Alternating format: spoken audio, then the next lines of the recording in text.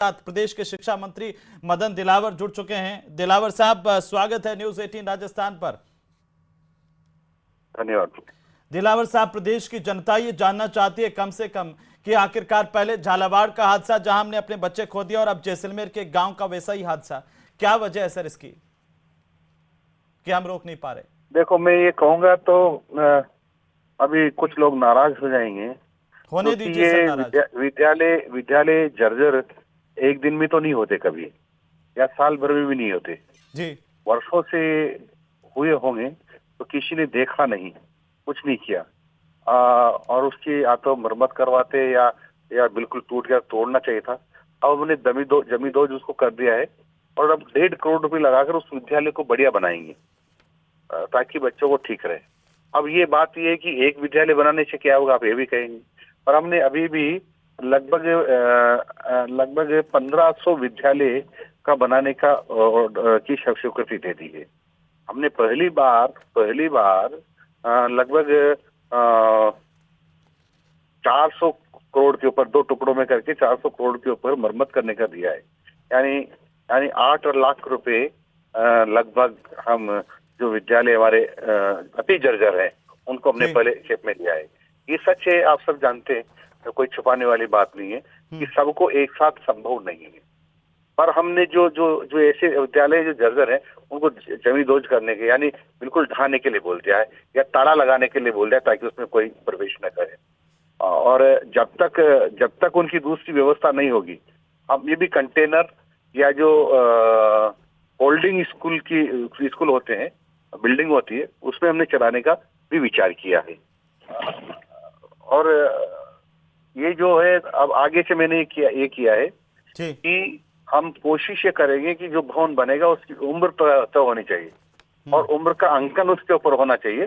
जैसे दवाइयों पर आता है ना, मैन्युफैक्चरिंग डेट, एक्सपायरी डेट, ऐसे ही वो तिथि होते फिर उसको एक्सपायरी डेट आते उसको बिल्डिंग को गिरा देना चाहिए। दिलावर साहब, आप तो शिक्षा मंत्री है, क्या शिक्षा के जो भवन है उनकी हर साल कोई सर्टिफिकेट जारी किया जाता है? पीडब्ल्यूडी के इंजीनियरों का ऐसा कोई नियम कानून है?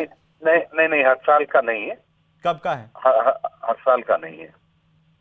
कितने टाइम बाद में पीडब्ल्यूडी की तरफ से निरीक्षण का प्रावधान है, कोई इंजीनियर फिटनेस प्रमाण पत्र जारी करे?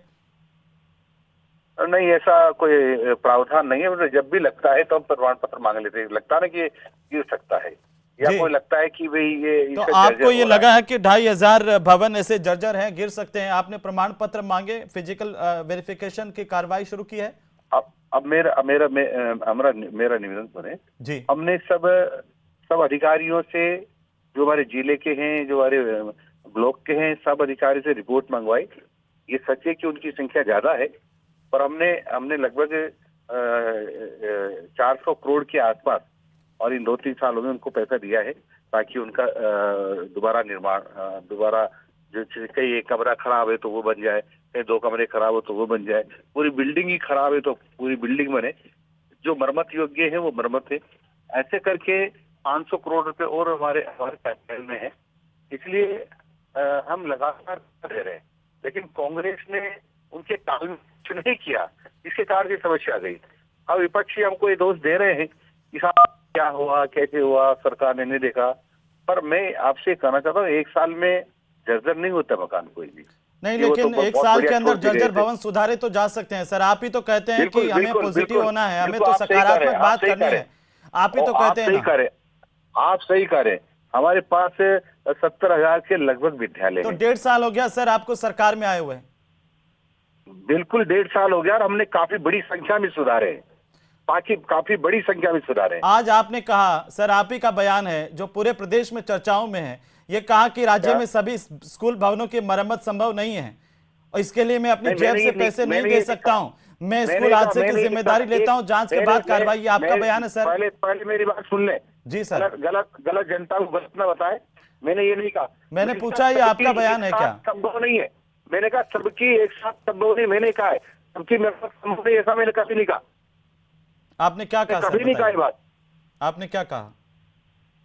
मैंने एक कहा कि उनकी उम्र तय करेंगे और जो एक्सपायरी डेट यानी उसकी उम्र पूरी होने के बाद उसको जमींदोज कर देंगे, उसको नया बनाएंगे। तीसरा कहा कि यदि हल की क्वालिटी बनाएगा कोई, जिससे हमने ठेकेदार को दिया तो उसे हल की क्वालिटी बनाए, तो ठेकेदार पर इंजीनियर से वसूली करेंगे, फसल वसूली करेंगे उनसे। अब ऐसा पहले होता नहीं था, तो हमने तय कर दिया है कि किसी को छोड़ेंगे नहीं, चाहे वो ठेकेदार हो चाहे इंजीनियर हो, जिसने नहीं, आप एक बात बताइए सर, आज डिप्टी सीएम दीया कुमारी ने भी बैठक ली और ये कहा कि किसी भी कीमत पर जर्जर जो स्कूल भवन है या आंगनबाड़ी भवन है उसमें बच्चे किसी भी कीमत पर नहीं बैठने चाहिए। आप प्रदेश की जनता को ये बता सकते हैं कि आपके पास वैकल्पिक व्यवस्था क्या है? अगर वहां बच्चे नहीं बैठने चाहिए तो कहाँ बैठने चाहिए सर?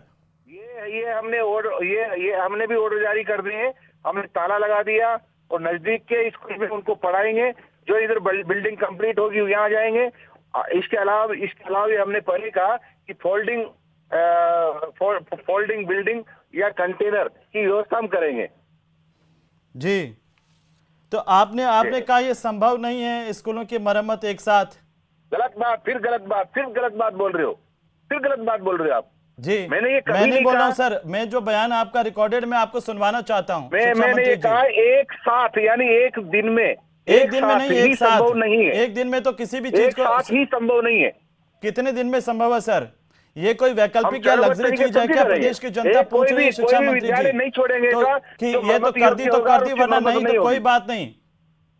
ये कोई वैकल्पिक नहीं है, ये हमारी प्रतिबद्धता है सर, हमें करना पड़ेगा तरीके से। जी, मैं कह रहा हूं जी, मैं इसीलिए ये सवाल पूछ रहा हूं क्योंकि पूरे प्रदेश में इस बात को लेकर के चर्चा हो रही है सर, और आप कह रहे हैं कि सही बात जानी चाहिए, इसलिए मैंने आपसे ये सवाल पूछा। जानी चाहिए, हम सबकी मरम्मत करेंगे चरणबद्ध तरीके से। एक बार मैं आपको बयान सुनवाना चाहता हूं, पूरे प्रदेश की जनता आपको सुन रही है शिक्षा मंत्री जी, और पूरे देश में इस वक्त हमारे शिक्षा विभाग की चर्चा हो रही है।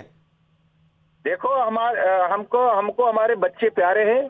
मैं इसीलिए कह रहा हूं कि आप सुनिए सर एक बार कि आपने क्या कहा। एक बार शिक्षा मंत्री जी आप सुनिए। 82 करोड़ रुपए दिए थे हमने, इस बार 175 करोड़ रुपए की स्वीकृति जारी हो रही है हमारी। हमने 2000 स्कूलों का चयन करके उसके लिए पैसे दे दिए, बहुत निर्माण होगा। अब ये सरकारी प्रोसेस है, इसमें टेंडर भी होते हैं और जो प्रोसेस होता है वो सारा का सारा होता है। कोई घर का काम तो है नहीं जो जेब से निकाल के दे दो, आधी रात को तो काम चालू कर दो। फिर भी हम इसमें बहुत जल्दी से जल्दी ही जहाँ जो खराब है, जो हमने जिनके लिए पैसा दिया है वो पैसा समय पर वहाँ लग जाए, ऐसा हम कोशिश कर रहे हैं।